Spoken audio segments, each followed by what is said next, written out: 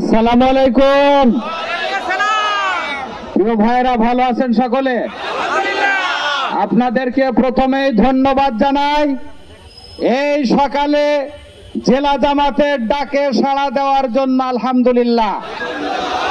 প্রিয় ভাইরা, আগামী দিনে এমন একটা সরকার আমরা গঠন করতে চাই যেখানে ন্যায় ইনসাফ প্রতিষ্ঠিত হবে, যেখানে প্রত্যেকটা মানুষ তার অধিকারকে ফিরে পাবে, বৈষম্যহীন একটা বাংলাদেশ আমরা গড়ব, একটা কল্যাণ রাষ্ট্র আমরা গঠন করতে চাই।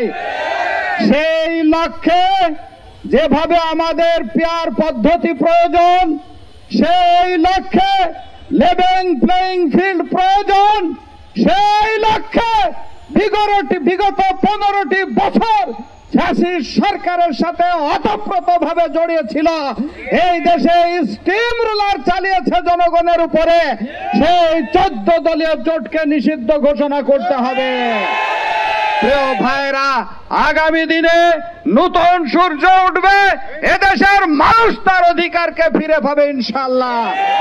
আমরা সকলে আগামী দিনগুলায় ঐক্যবদ্ধভাবে কাজ করব, পারবো তো ইনশাআল্লাহ? এই প্রত্যাশায় আজকের এই স্মারকলিপি প্রদান অনুষ্ঠান এখানে সমাপ্ত ঘোষণা করছি। আল্লাহ হাফেজ। আসসালামু আলাইকুম ওয়া রাহমাতুল্লাহ।